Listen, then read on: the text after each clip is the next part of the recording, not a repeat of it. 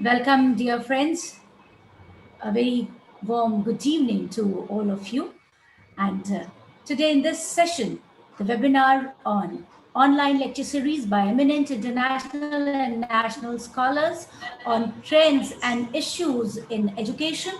We welcome you all, and this is the time for us to start the program this evening. And before we start the program, I would invite Sonal Albert for prayer. Let's bow our heads in prayer. I will glory in the Lord. Let the afflicted hear and rejoice. Glorify the Lord with me. Let us exalt his name together. I thank you, Lord, with all my heart. I sing praise to you before gods. Philippians chapter 4, verse 6 and 7. Do not be anxious about anything, but in every situation, by prayer and petition, with thanksgiving, present your request to God. And the peace of God, which transcends all understanding, will guard your hearts and your minds in Christ Jesus. Amen. Amen.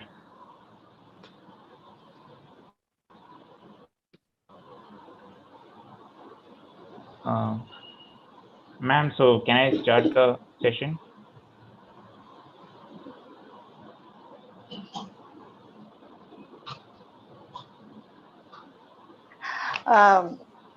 Good evening, Dr. Joseph. Oh, excuse me, ma'am. I would just like to say a few words about the topic for today. We know that last year on this day, that is 22nd of March, I think all of us will agree that we faced the first lockdown of our lives. We had never anticipated this type of situation.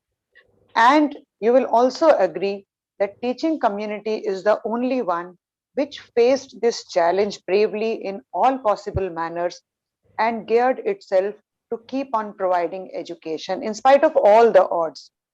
Now, gradually, we are coming out of the COVID-19 situation, but there are new types of challenges which we are facing. And so our speaker today, Dr. Ajay Joseph, will let us know more about the post-COVID challenges and how we can face them. I would request Dr. Roma Joseph. Dr. Roma, are you there? Yes, ma'am. I would invite Dr. Roma Joseph to give a brief introduction of Dr. Ajay formally, and then we can start listening to his lecture. Thank you. Thank you so much, Dr. Rajan. It's our privilege to have Mr. Ajay Joseph with us this evening. Ajay T. Joseph is a net qualified lecturer in the History Department of St. Thomas College, Pillai, Kerala. And he is also an academic mentor and UPSC exam coaching faculty with a proven track record of results.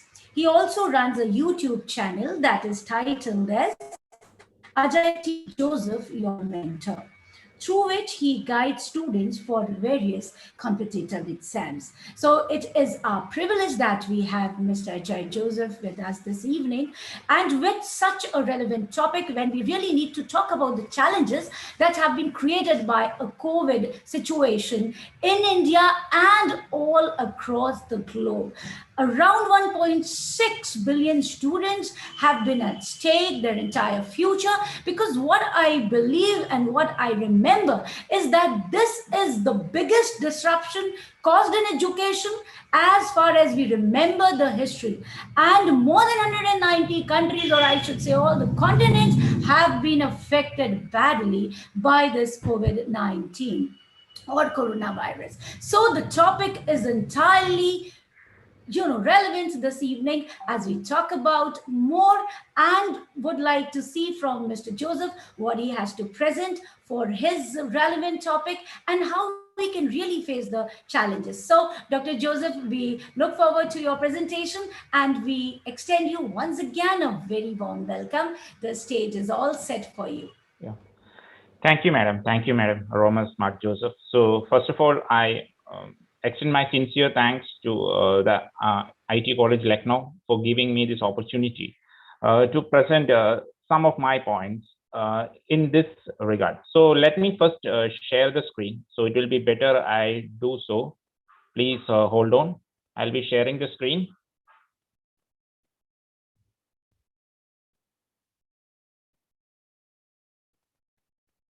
Just a minute. So are you able to see this slide? So if you have any difficulty in yes, sir. Yes, okay. you can proceed, Yes, please. yes. See, first of all, like I'll just give a brief introduction about myself. That's written here. So it's like actually I was, you can say, not a kind of a typical history lad that would have been teaching in UPSC, because basically I was a technical graduate who was working as a software professional in cognizant technologies and solutions. So one of the reason why I took up this topic is because whatever that we are seeing now in the form of online education and all, that is what we used to do at like around 8 to 10 years before. So this is the one reason why I was able to relate more to this topic, and I wish that I could add something more from my side. And lately, I was preparing for UPSC, and I had given a couple of mains, and also then went into a coaching industry. So while doing that, I was working as an academic mentor for government projects in states like Nagaland and Meghalaya. So where the coaching used to happen from Delhi, and the classes were transmitted online through the VSAT facility. So I will explain how it is done and how it is relevant in the COVID scenario that is happening now, and at the same time what are the challenges and what students needs to do to survive in this economy in coming years, especially 10 years down the line with this new educational policy that is set to happen. So without no further delay, let me start with my presentation. So like the topic is this: the new horizons and challenges in the post-COVID educational sector. So a few, with regards to this, I also want you to take your attention on certain things, like what this challenge gives us. I mean, like with every challenge, you know that there is an opportunity, because certain things that we had imagined, like even which would have been much cost effective, is possible only now.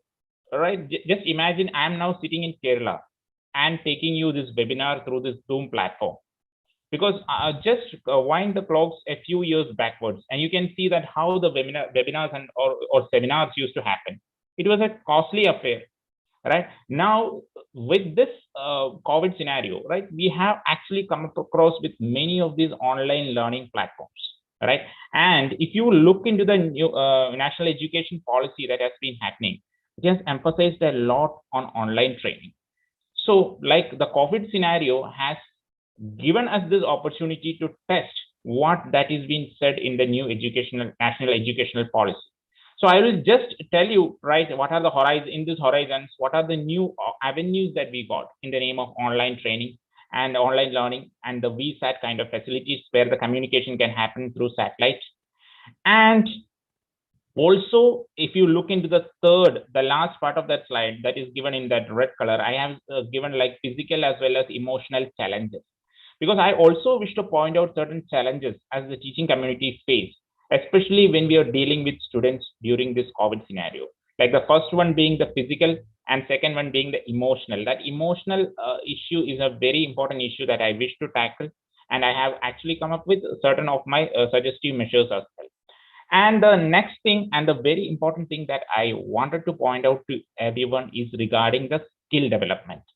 Because in this challenge and the post-COVID educational sector, the one thing that I wanted to emphasize to you more and more is that the time is going to come in India, or like maybe all over the world, where you have to learn to live with your skill rather than the university degrees. That is one thing very, very important that you have to understand. So these are the certain things that I wish to take during this webinar, right? Regarding the online training, these are the horizons like VSAT, and about the skill development, how it is happening, and the challenges that we are facing, especially when it comes to the physical and emotional level. Because when it comes to the physical as well as emotional level, especially the students are facing lots and lots of mental traumas like depression, because it's very, very evident now, right? So let's move into the next slide. So these are the certain takeaways that I wish to give in this webinar, like how to tackle the challenges, that is the physical and emotional challenges as a result of virtual learning. Because this is one point that I wish to emphasize. Because when earlier, when we had physically, like in a real time interaction with the students, like there used to happen a lot of things in the colleges. Like right now, I'm in Kerala. I do not know exactly how is the situation in Uttar Pradesh or in North India, but here, right, since the COVID has, there's a huge spike in the COVID-19 scenario. The government is emphasizing on very less activities that is being taken place in the college. That means like students have to come, they have to have a social distancing, they have to sit in the classes, they have to finish the classes, and they cannot participate in any other activities. They have to leave the college as soon as possible. Less interaction, only maybe a certain library use. So the thing is like there is a huge amount of emotional toll on the students.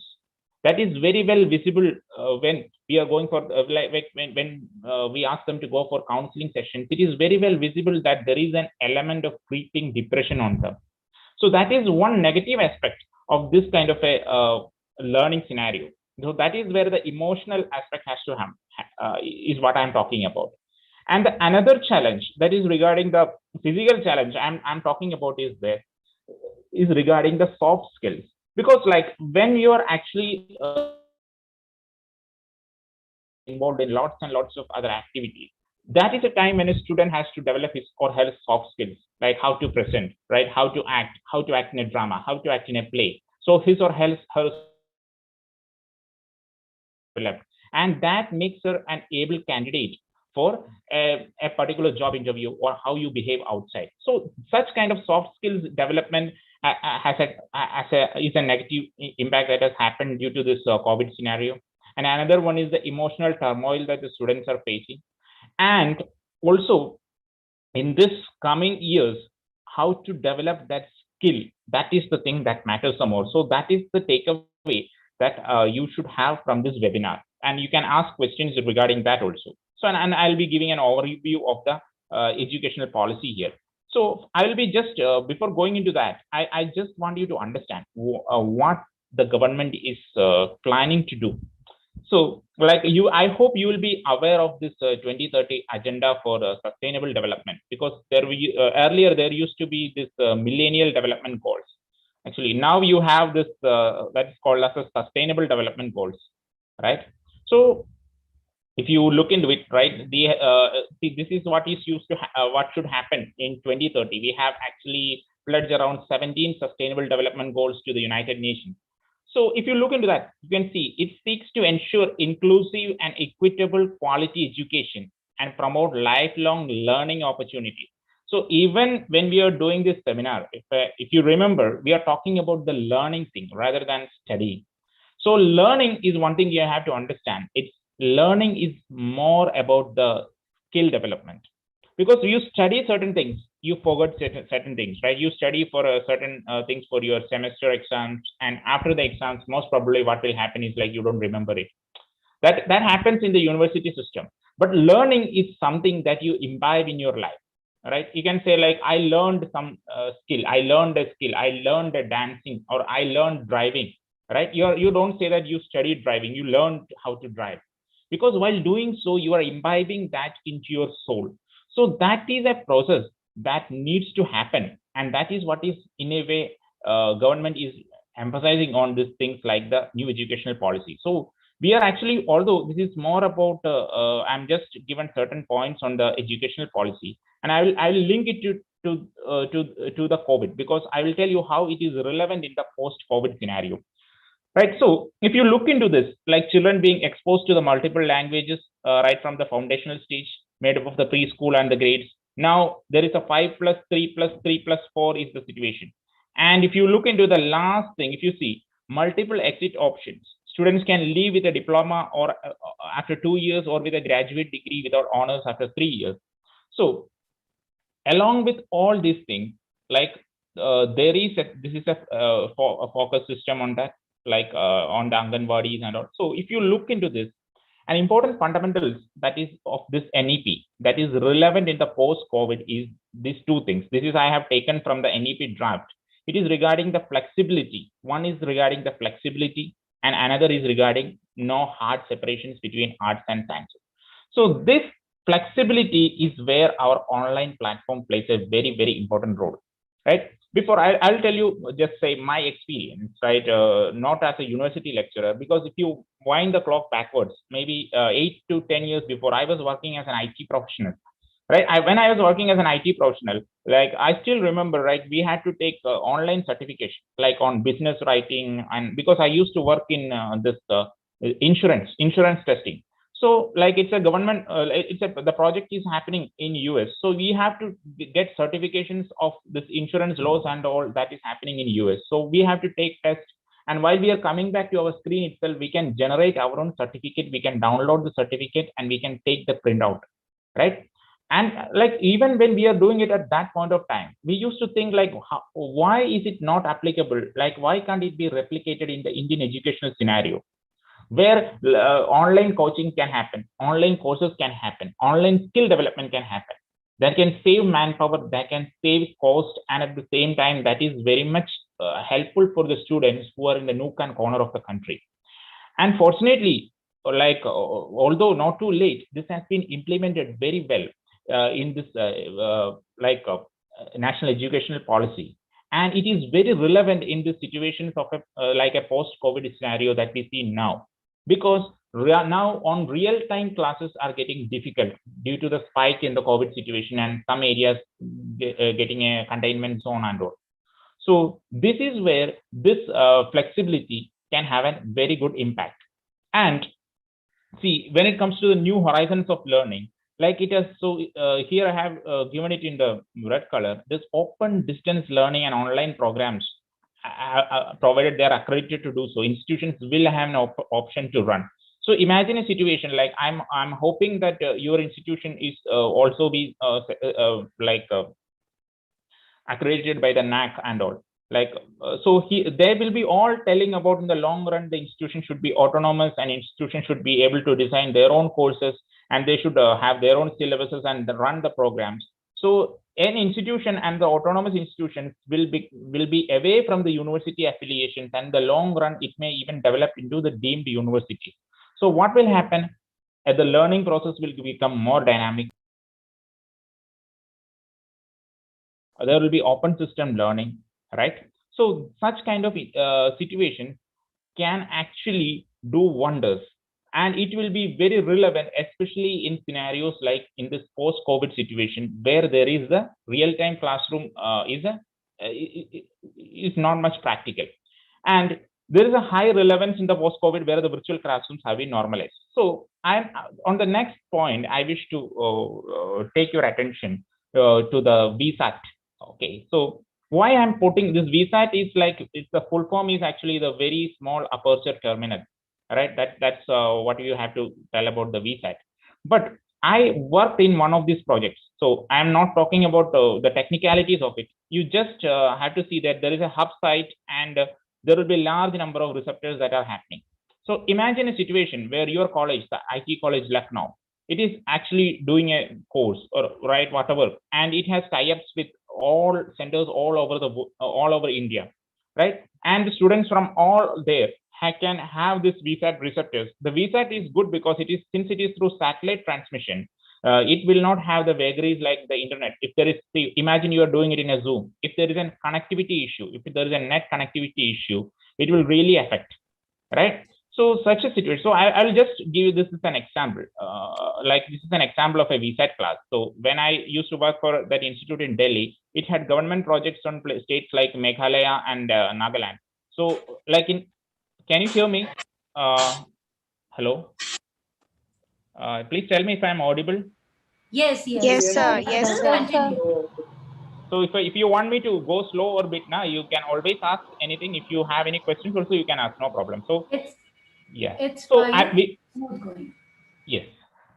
So I was talking about this VSAT. So if, imagine a situation. This is an example. Like this is a VSAT class that is happening in Shillong. Okay, I just clicked a photo of it because I was the academic mentor there. So this all used to happen before this lockdown and the COVID scenario. So the classes that are happening in the Delhi for UPSC coaching and all this for institute is ALS IAS, and it has been transmitted to centers all over India. There are 85 centers. Imagine there is a center in Andaman Nicobar Islands also. Like, and as far as like remote corners like Kifri in Nagaland, where it is like you feel like you are in 1950s or 60s. Such a remote areas also have been come under this scenario. So, and the state governments like Nagaland and Meghalaya are encouraging this by giving scholarships to the students. So, like, imagine a situation. This is the same thing that is being emphasized in the educational policy, and that is what government is trying to adopt. And it will have a new relevance in the post-COVID scenario because in some way or other we are forced to do certain things. Because at one point of time, people were not much willing to take it because they think like they can go to Delhi or they can go to any crowded places. Now the government and the enforcement authorities are looking into like now less crowd, less gathering. So it is better that students can get everything that is nearby to them. And also, this is the advantage that I was talking about. But the problem when it comes to the disadvantage, as I have mentioned earlier, is regarding the emotional and the physical difficulties students have to face. So that is where we need this occasional face-to-face mentoring. So I'll just click the photo of this. This is where you have to individually talk to the students. Like students will have to say that now, because they are not having a direct connection with the teachers. Because imagine, like I am taking a class in the university, and the student that is every day meeting me will naturally have an emotional connection with me. But for a student who is in Shillong and they're seeing their teacher once in a while, they will not have that kind of an emotional connection, and there is a good chance that the students will naturally develop this tendency of depression and restlessness, or they are not much interested in their studies. That is where a face-to-face mentoring session can actually help the students, and we have to become like rather than their philosophers, friends, and guides, so that we have to help them tackle this situation. This mental and emotional challenge is very high, and since many of you are teachers, you yourself will be knowing how depressed the students will be. Like, because many a times, like recently it is in Kerala, I myself have seen like in the newspapers and all, there are lots and lots of incidents of student suicides happening, mostly because they're denied of a college environment where they can meet with their friends, they can relax, they can share their worries. So such a scenario is not happening, and they are forced to be at times some students, those who have issues in their homes, they are forced to be in their homes. So certain of these scenarios needs to be tackled. So this is where some of the challenges as teachers, as mentors, as academicians, that is one thing that we really have to face. So that is where that is where the challenges of virtual learning is there. So first thing is what I have mentioned is regarding the soft skill development that needs a real-time interaction, because there is a lack of hands-on experience. It hampers it. So that development of soft skills is one thing that is lacking. And the second thing is the emotional trauma and the depression related issues are there. So if you have seen my, I don't know, like it's not a big channel and all, it's only 1,200 plus subscribers. I have actually made a video regarding the whatever the trauma that is happening or the depression that is happening in the post-COVID. And in that, I have specially mentioned like certain countermeasures. I have mentioned like if you have anybody from the psychology background, they will be knowing about the behavioral therapy.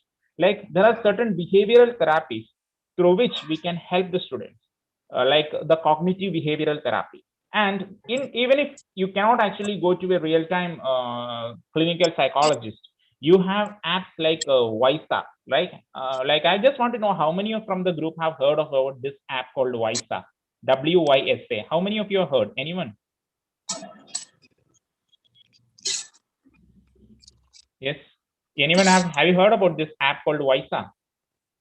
It's an artificial intelligence bot app. Like, see this, I've just made a screenshot of this, right? Artificial intelligence bot. Anyone of have you seen this in Vaisa? Okay. So if you actually look into it, right, this is where like same thing as the app will be asking you questions, it will give you weekly reports, and it will even guide you through a self meditation technique that we can relax. So hello, yeah, I think someone asked some questions. Okay, fine. So this is where a behavioral therapy that can be helpful even through this apps also. All right, because these are the two things that I wanted to put in challenges is regarding the lack in the soft skill development and the emotional trauma and the depression related issues. So this personal mentoring and this behavioral therapy can really help, right? Even now the things are going online, so this is where even some of these apps that has been recommended by the psychologists and psychiatrists can be helpful for students even in online also. That is the reason why I've just put the screenshot of this app called Visa. It's an artificial intelligence bot. If anyone of you can actually go into the Google Play and actually have a try out of this, and you will understand how it is working and how the artificial intelligence bot, it is not like a normally computer programmed app. It actually reads your emotions well. So that is where it can be a helpful tool. And now, like, which comes to the in this post-COVID scenario, like as students, like how we should shape our career, what's the government's future vision? This is what I want you to understand, because this is how you tackle the situation, and this is how you plan your future strategies. So, like, if you look into the educational policy, it is all talking about a system of affiliated colleges, so phasing out the system of affiliated colleges. That means, in a way, they want colleges to be autonomous or be into deemed university. And in a way, the government, if you look into, since I'm into this UPSC and coaching and all, every year you can see that the number of seats in UPSC, earlier it used to be 1,000 plus, now it has reduced to around 700. The government jobs, recently there was this IBACIO notification, Intelligence Bureau Assistant Central Intelligence Officer notification, where even the job has been termed as a contractual job. Earlier it used to be a permanent job. So the government is also molding itself in a way that there will be less government but maximum governance. Like, if you see the budget also, it is one of the important pillars. It's the minimum government and the maximum governance. It's actually, I have mentioned it as a Singapore model, is because earlier also 2015 and 16, when I used to hear Prime Minister Modi's speeches, he was particularly emphasizing on Lee Kuan Yew's model, like Singapore model, about this, because that is where the government servants and the civil servants, they have to be reduced and they will be extremely well paid. And in a situation will be there, you have to focus on the skill development and private entrepreneurship. So you are going to face a future in a way which the government jobs are going to be lesser. Yes, they will be obviously lucrative, but the economy will be made in such a way that it will be based on a skill-based economy, right? That is the reason why the government is actually focusing on so much things about skill development, right? Skill development. Everywhere in the news, you can see about skill development. Deen Dayal Upadhyaya, Gramin Kaushal Yojana, Skill India Vision, everything you can see with regards to skill development, because this vision has been unraveling for around 3 to 4 years. And in this post-COVID scenario, this will have a huge impact. It will have a huge impact as well as a huge meaning, because this is a time afterwards there is going to be a recession, right? Because like the recession happen, and the people who will survive out of it is the people who have skills. I'm talking about skills not only with this government degrees. So see, this is the reason. So how to develop this skill, right? That is the way forward that you need to have to happen. That's why I've just put this map here. So if you look into that red color scenario, it is about the past work and the future work. And the past work, you can see that routine tasks are actually mentioned here, right? Routine tasks. That means you are actually doing a job that a stenographer can do, or like you are doing a job that is very mechanical, very repetitive. In the long run, there is a good chance that you will be replaced by a machine or an automatic board or anything, because the technology is developing in such a fast rate. So you have to, for that purpose, you need to have skill. Like whether you are a good teacher, it doesn't matter. You have certain degrees and this and that. You have to prove yourself that you are skilled. You have to update your skill. You have to keep updating, right? It's a never-ending process. You have to keep on updating, and you always have to think, innovate, right? That is the innovation mission. Look, if you actually see what the government and the future is planning, around 10 years down the line, the government is planning, or the government is looking for an India where the youth are going to be more entrepreneurial, right? They don't want a youth where like the people are preparing for government exams and running from pillar to post for government exams. No, they want people who are skilled, so that they can be job creators, right? And so that the ease of doing business is actually good, and it will be helpful for the country and helpful for the nation as well. So certain things that I wanted to emphasize to you is like, please focus on the skill development. The skill development should happen. For that, instead of studying, you have to look into the process of learning, because when you are going to enter into the job market, or maybe your next generation is going to enter into the job market, you will have to face a time where you have to learn to live with your skill, not with your university degrees. And that is going to happen in the post-COVID scenario. And not only because just I have said the statistics, government is planning this for a considerable amount of long time. And this has even, the COVID scenario has given government, or even given the civil society, a reason to be more in tune with the skill development. So these are certain things that I wanted to look into. So yes, I have come to the conclusion of this. So yes, any questions regarding what I have said? Like, Thank you very much, Mr. Ajay T. Joseph, for such a wonderful presentation. And I would say that this has really been a very relevant presentation, because you talked about especially what the National Education Policy 2020 has to say about facing the challenges. And very rightly, you emphasized on the skill-based education. That is very important. And we could say that in 21st century, we need to concentrate on all sorts of skills, whether they are learning skills, literacy skills, or the life skills. So that is altogether going to make and strengthen us to face the problems of, the unseen problems like this, and would definitely give us the strength to just overcome the challenges as well. So a wonderful presentation, a very relevant presentation. We are very thankful.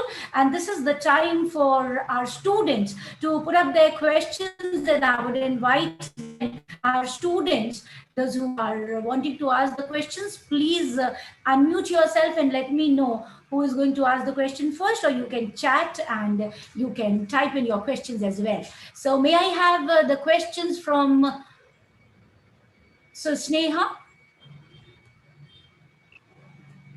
Can I go first? yes, please ask. Yeah, okay. Yes. Good evening, sir. Good evening, eminent members of our faculty. My name is Ria, and my question for sir today is that online higher education has been around for over a decade now. Why did it not take over the conventional educational system before, in the pre-COVID era? And what do you think about the transition from digital at present? Okay, so Sneha, so like I will say why it did not take over earlier. It used to happen, but it was only for a very limited amount of people. Like, I'm asking you a question, like, were you aware of apps like Google Play or Zoom before COVID? Like, how many of you are aware of apps like this? Many of you may not be aware of these things, right? Because it's like necessity is the mother of invention, right? Now, and this scenario, right, we are thinking about like going online more and more, and people are also used to it. Earlier, when they used to say like you can take an online course and online certification, even I used to take online certifications. I used to have online international testing certifications and the last part of my software career and all. But it was not that used to like that was not very much visible to the outside public. But in this scenario, especially during this lockdown, people are forced to enter into this way, so they are more used to it. And I'm sure that in the post COVID scenario, this kind of online thing will have a boost. So that is the reason. This lockdown period is the reason why I say that it is going to happen more and more. Thank you, sir. Thank you, thank you, thank you very much. And this is the time for the next question. Yes, may I know who would ask the question now? Yes, ma'am. I am Vali. Who is there? Yes, may I know your name, please? Ma'am, So that am I may audible? spotlight you. Your name, please. Yes. Vaishali, Vaishali. Yes, welcome, Vaishali. Please Ma'am, go ahead. Vaishali. Yes. Yeah, Yes, Vaishali. please. Good evening, sir. Sir, my question is, sir, during lockdown, we have seen that accessibility, quality, and structure was the issue in Indian education system. Sir, Yes. according to you, how can higher education be lifted up from the state where it is now, can be made accessible to all? Thank you, sir. Sorry, I actually I had to attend a call. Sorry, a call came. Yeah, please ask. You are asking about what? Yes. Please repeat your question. Sir, I'm asking that during the lockdown, we have seen that there was a issue in Indian education system that accessibility, quality, and structure was not as per in online education system. Sir, how can we lift up the higher education system from the state where it is now, and so that it can be made accessible to all? It will happen. Like So I'll what tell you. steps can be made? Like it is not like you can take certain steps. If you have to increase the quality of online education, two things have to be done. One thing is like you have to increase the quality of the educator. That means the teacher training. And the second thing, the important thing is like the colleges has to be made into like information technology friendly. That means if you see ICT, information and communication technology. So imagine now we are actually talking in through Zoom, right? I am sitting in Kerala, you are sitting in UP, right? You're in Uttar Pradesh, right? So like I was talking about VSAT, I was talking about all these things. So if and imagine you are having an add-on course in your university, and imagine I can take certain course here. I am standing here, and I can actually share my screen, share my like board, everything, and I can do certain things. And if it is being funded or helped by a university, and it can happen through satellite also. I told you in the presentation I gave the example of VSAT. The good thing about VSAT is like there is no disruption of net. Even now I had to face a phone call, unfortunately. So if it is through a VSAT, these kind of situations can be removed. And India is an IT powerhouse. Okay, we have great IT firms like TCS, Infosys, and all. So if the good government projects have been given to them, they can very well make state-of-the-art technologies, and this online training can be taken to the next level. So it needs a private-public partnership. I cannot say that only the government has to help. The private-public partnership has to happen, and also the teacher training has also to be made to a level, because teachers also have to be made more tech-friendly, right? Because many from the conventional background may not be that much tech-friendly, so they have to be given that tech-friendly training, and along with this, it will do wonders in the education system. So that's what, and also tie up with like foreign universities as well. Okay, Thank you. Thank you, sir. Right, right. Thank you so much for this, for answering such a important question. Like one more last question we can take from our students. Are you ready, girls? Anybody still interested to ask something? Yes, ma'am. Good evening, sir. I would like to ask this question as you throw light. Yeah, may I know your name, please? Who is there? Good evening, sir. My name is Sneha. Okay. Nice to meet you. Sir, in your presentation, you threw light on the aspect where you spoke about personal interactions and one-on-one interactions between teacher and a student to focus on their emotional and mental health. As you spoke about how the pandemic and how such situations, as difficult as they are, can affect a student's mental health.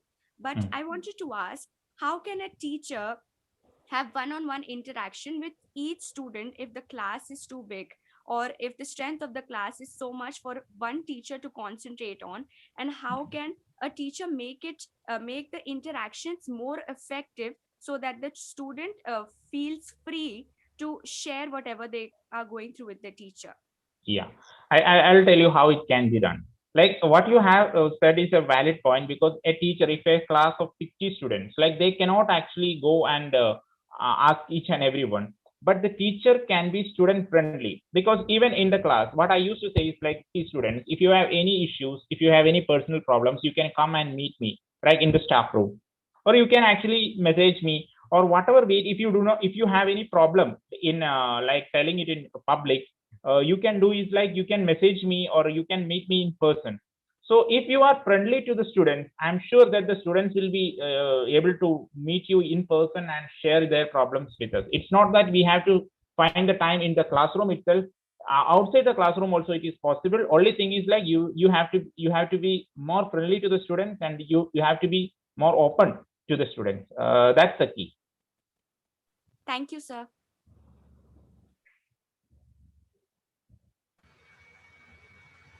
Thank you very much for such relevant questions, and this shows that you are very attentive while Mr. Joseph was presenting for all of you, and that is wonderful that we could hear from him, and you got the opportunity to ask the questions which were there in the back of your brain. So with this, we come to an end of this presentation, and once again, we would love to thank Mr. Joseph for his presentation, and Thank you, also, answering questions of our students. That is wonderful, and we had a wonderful time with you, Mr. Joseph. And this is the time for me to thank all those who have worked very hard in making this online international webinar. Ji. Sorry to interrupt. I would like to just add one line. Yes, please. Dr. Ajay, I must really appreciate the kind of knowledge base which you had on today's topic, and also the fluency with which you were speaking. But because generally we don't have such fluent speakers, some or the other hitch is always there. Your presentation was excellent, your knowledge base, and you are such a good orator. I think I should request Dr. Ruma to invite you for more programs so that we'll be enlightened and benefited by this. Thank you so much. Thank you. Thank you so much, Dr. Rajan. And if it comes from Dr. Sonika Rajan in our departments, herself is a scholar and knows the subject very well. So this is really a big, applause for you, Mr. Joseph, that she wants you to have with us again. So again, a big thanks from all the faculty members, and we would like to thank all of them, because faculty members have worked very hard to make this program a success, our students, and now we have a special thanks to our President, Dr. E.S. Charles, Principal, Dr. V. Prakash, and our head of the department, Dr. A. Kapoor. All of them have been a big source of inspiration for us, due to which we can really conduct these online lecture programs. And we have thanks for Mrs. A. Lyle, our senior faculty in the department, Dr. N. Jha, and again, Dr. Sonika Rajan and Dr. Caroline Beck. And again, a big thanks to all the students, because without them, this program has never been as successful as it has really been for the last so many months. And we are trying to continue the program. So once again, a big thanks. Have a nice time till we meet again. Bye-bye. Thank you. Take care. Bye.